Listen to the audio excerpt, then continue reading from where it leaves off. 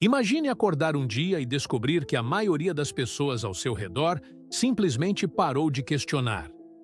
Que o mundo se tornou tão barulhento, tão rápido e tão saturado de informações que a mente humana, antes uma ferramenta poderosa de investigação, discernimento e crescimento, se embotou em uma aceitação passiva. Pense nisso. O que acontece com uma sociedade onde o pensamento crítico desaparece? Onde a capacidade de raciocinar, desafiar e refletir é substituída por reações instantâneas, opiniões superficiais e câmaras de eco coletivas.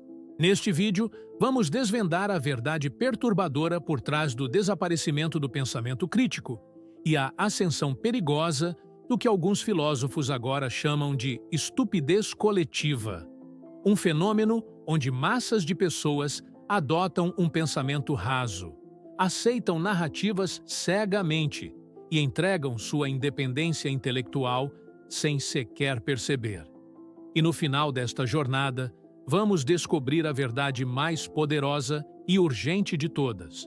Uma que pode determinar se recuperamos nossas mentes ou as perdemos inteiramente para um sistema projetado para nos manter confortavelmente entorpecidos. Mas antes de mergulharmos fundo, tire um momento para se inscrever no canal, deixar seu like e compartilhar suas ideias nos comentários. O conteúdo que você está prestes a experimentar pode desafiar suas percepções e até mesmo abalar os próprios fundamentos de como você vê o mundo. Compartilhe isso com aqueles que ousam pensar e que ainda acreditam que a verdade é algo que vale a pena buscar. Vamos começar com uma verdade desconfortável.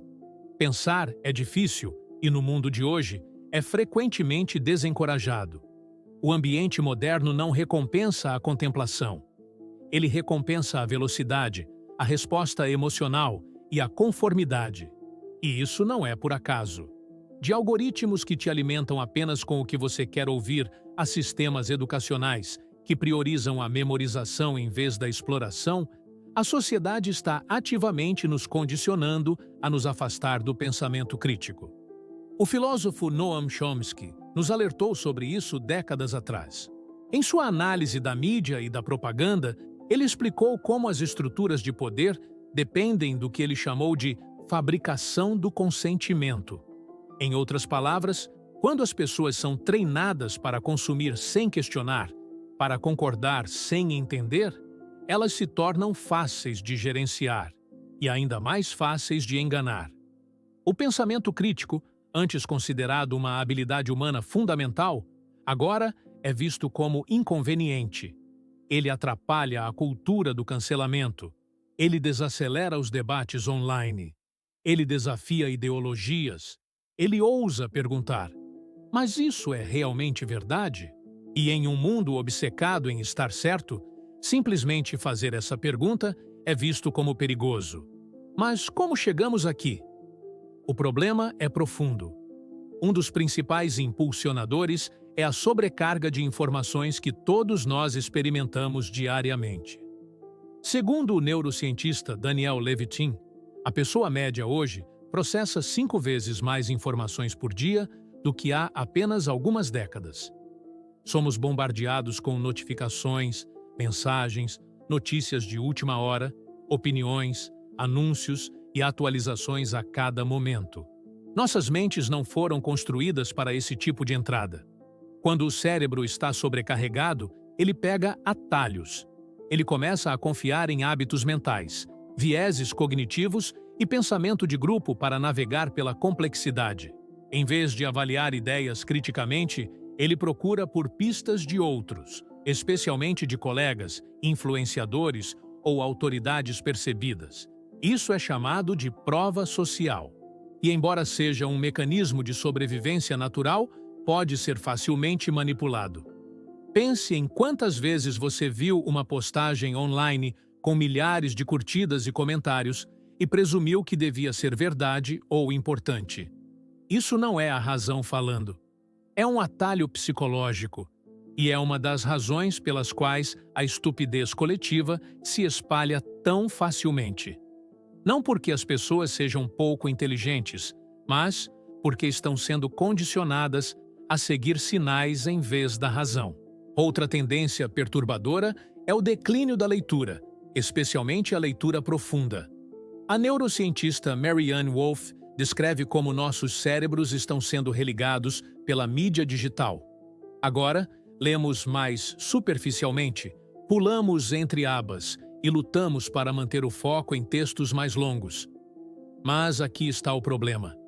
O pensamento crítico requer atenção sustentada. Você não pode analisar, refletir ou entender verdadeiramente se sua capacidade de atenção está constantemente fraturada. Pergunte a si mesmo: quando foi a última vez que você leu um artigo inteiro sem checar seu celular? Quando foi a última vez que você pausou depois de ouvir algo provocador para pensar em vez de reagir? Esses pequenos hábitos, antes comuns, estão desaparecendo. O falecido Carl Sagan, uma das grandes mentes do século XX, alertou: vivemos em uma sociedade primorosamente dependente da ciência e da tecnologia, na qual quase ninguém sabe nada sobre ciência e tecnologia. Sua preocupação não era apenas a ignorância, mas a erosão da capacidade de pensar criticamente sobre os sistemas dos quais dependemos. Mas o problema não é apenas tecnológico ou educacional, é também emocional. O pensamento crítico é desconfortável. Ele nos força a admitir que não sabemos tudo. Ele desafia nossos egos. Pode nos levar à dissonância cognitiva, onde nossas crenças mais queridas entram em conflito com novas evidências. E em uma cultura que valoriza a certeza, a confiança e a identidade acima de tudo, isso é profundamente ameaçador. Então, em vez de pensar, nós defendemos. Nós nos refugiamos em nossas tribos. Repetimos mantras, cancelamos, evitamos. Memorizamos slogans, em vez de nos engajarmos na dialética. O tipo de diálogo socrático honesto que impulsionou a evolução filosófica por milênios. O que estamos testemunhando agora não é apenas um declínio no pensamento. É uma mudança social em direção à preguiça mental. E as consequências são devastadoras. Porque quando as pessoas param de pensar, elas param de questionar. E quando as pessoas param de questionar, elas se tornam vulneráveis à manipulação, à propaganda, ao medo. E a pergunta que todos devemos fazer é esta: quem se beneficia quando uma população não pensa mais por si mesma?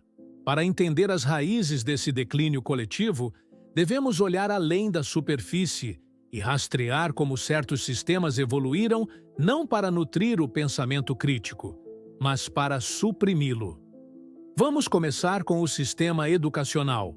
John Taylor Gatto, um professor premiado e crítico ferrenho da escolarização tradicional, argumentou que a educação moderna não existe para criar pensadores independentes. Em suas palavras, a verdade é que as escolas não ensinam realmente nada, exceto como obedecer ordens. Gatto afirmou que a escolaridade obrigatória foi projetada durante a era industrial não para iluminar os alunos, mas para prepará-los para a vida na fábrica, previsíveis, obedientes e não perturbadores. Pense nisso. Em vez de ensinar como pensar, somos ensinados o que pensar. Desde cedo, as crianças são avaliadas não pela originalidade ou profundidade de seus pensamentos, mas por sua capacidade de memorizar e regurgitar. A conformidade é recompensada. A curiosidade é frequentemente tratada como uma distração. Com o tempo, a mensagem fica clara. Siga as regras, pinte dentro das linhas e não faça muitas perguntas. Esse padrão não termina na escola. Ele apenas se intensifica na vida adulta.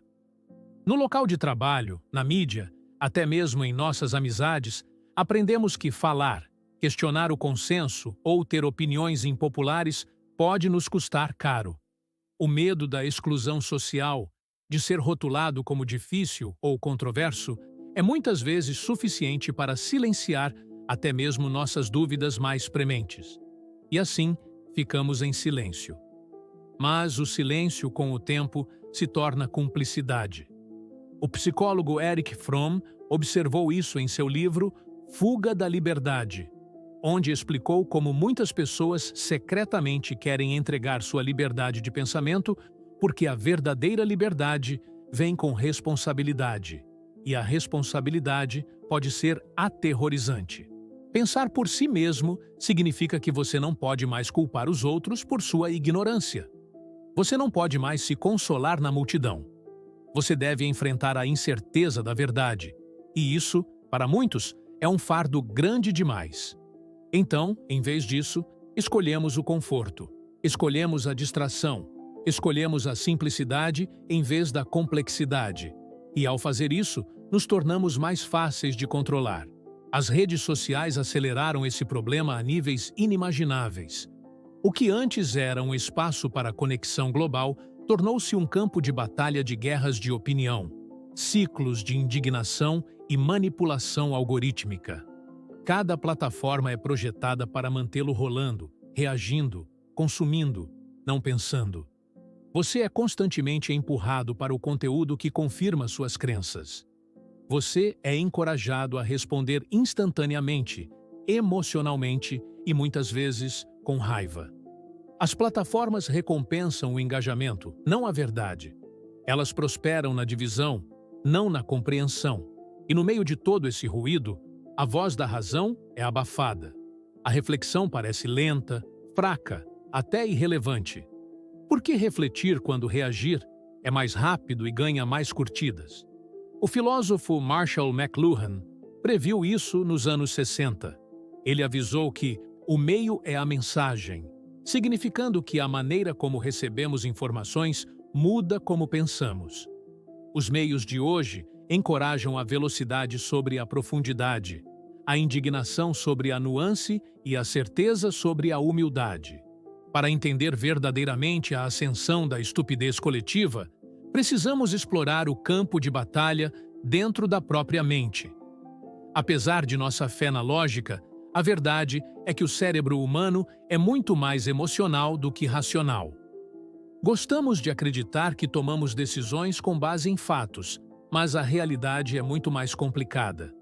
Em seu trabalho inovador, Rápido e Devagar, o psicólogo vencedor do Prêmio Nobel, Daniel Kahneman, mostrou que nossos cérebros operam usando dois sistemas, um rápido e instintivo, o outro lento e deliberado.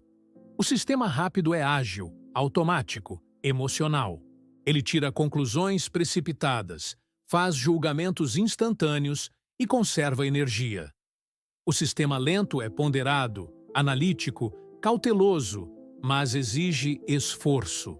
E aqui reside o problema. Em nosso mundo de alta velocidade e sempre conectado, a maioria das pessoas está presa no modo rápido. Simplesmente não há tempo ou vontade de desacelerar e pensar profundamente. Então, confiamos em heurísticas, estereótipos e atalhos mentais que parecem certos, mas muitas vezes estão errados. Este é um terreno fértil para a manipulação em massa. Políticos, profissionais de marketing, meios de comunicação, todos eles entendem como explorar nossos atalhos mentais. Eles empacotam questões complexas em binários simples, usam linguagem carregada de emoção para contornar a razão. Eles nos preparam com narrativas repetidas até que as aceitemos como verdade, não porque as verificamos, mas porque parecem familiares. E o perigo é que, uma vez que aceitamos algo como verdade, nosso cérebro começa a defender essa crença, independentemente das evidências. Isso é conhecido como viés de confirmação, e é uma das armadilhas cognitivas mais poderosas que existem. Pare um momento para pensar em suas próprias crenças. Com que frequência você procura evidências que as contradizem? Com que frequência você realmente ouve os argumentos opostos em vez de preparar seu contraponto? Se você for honesto, provavelmente não com a frequência que pensa. E isso não é uma falha. É a natureza humana. Mas se torna um problema quando não estamos cientes disso. Outro conceito-chave é o pensamento de grupo, um fenômeno psicológico onde o desejo de harmonia ou conformidade em um grupo leva a decisões irracionais ou disfuncionais. Foi documentado em tudo, desde desastres corporativos até atrocidades históricas. As pessoas silenciam suas dúvidas em nome da unidade. Elas escolhem o consenso em vez da verdade.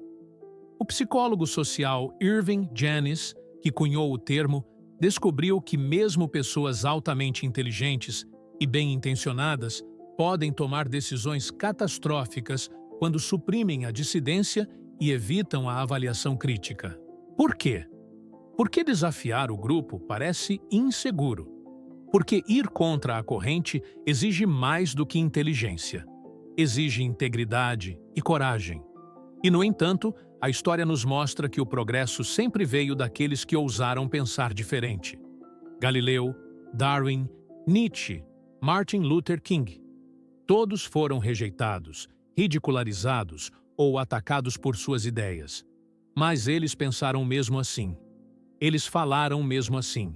E sua disposição para desafiar a ignorância coletiva de seu tempo moldou o mundo em que vivemos hoje. Então, o que podemos fazer? Podemos começar cultivando a consciência. Consciência de nossos hábitos mentais. Consciência das fontes que consumimos. Consciência de quando estamos pensando e quando estamos simplesmente reagindo. Uma prática poderosa é a metacognição. Pensar sobre nosso pensamento. Pergunte a si mesmo: o que está influenciando minha opinião agora? Estou aberto a estar errado? Estou engajando com essa ideia ou apenas a absorvendo passivamente? Outra é a prática deliberada do pensamento dialético. A capacidade de manter duas ideias opostas em tensão enquanto as explora. Isso não é apenas flexibilidade intelectual. É força mental. Permite que você vá além dos binários, além do nós contra eles, e entre no reino onde o verdadeiro entendimento nasce. O filósofo Jiddu Krishnamurti disse: para entender o imensurável, a mente deve ser extraordinariamente quieta, imóvel. Essa quietude, tão rara em nossa época, é onde as sementes da sabedoria crescem. Mas sejamos claros, o pensamento crítico não é algo que se adquire da noite para o dia. É uma disciplina. Requer leitura, não apenas de manchetes, mas de livros, argumentos completos e pensamento nuançado. Requer ouvir, não apenas aqueles com quem você concorda, mas especialmente aqueles com quem você não concorda. Requer humildade, do tipo que aceita a incerteza como parte do caminho. E, acima de tudo, requer a rejeição da preguiça intelectual. Em uma época em que a ignorância é barulhenta e a confiança é muitas vezes confundida com competência, pensar profundamente não é apenas uma virtude pessoal. É um serviço público. No coração de toda essa crise, sob o ruído digital, as instituições falhas, a polarização cultural, há algo ainda mais insidioso. A verdadeira razão pela qual o pensamento crítico está desaparecendo não é porque as pessoas são incapazes dele, mas porque têm medo do que ele pode revelar. Pensar criticamente é arriscar tudo o que nos dá segurança psicológica. Nossa identidade, nossas crenças, nossa tribo. E para muitos, essas coisas são preciosas demais para serem questionadas. Vivemos em uma época em que a identidade se tornou sagrada. As pessoas se definem por suas opiniões, suas afiliações, suas ideologias. Desafiar uma ideia agora é visto como um ataque pessoal. Mas esta é precisamente a ilusão que destrói o pensamento, que nós somos nossas ideias. Você não é seu partido político. Você não é sua religião. Você não é seu grupo social. Você é um ser humano com a capacidade de evoluir, aprender e mudar. E essa jornada de evolução começa no momento em que você desvincula seu valor de suas crenças atuais. A verdade final e mais importante é esta: o pensamento crítico não é apenas uma habilidade intelectual. É um ato espiritual. É o ato de honrar a verdade sobre o conforto, o crescimento sobre a certeza e a liberdade sobre a aprovação. É a decisão silenciosa de viver com os olhos abertos, mesmo quando a luz queima. Porque, uma vez que você começa a pensar criticamente, você começa a ver as estruturas que o cercam.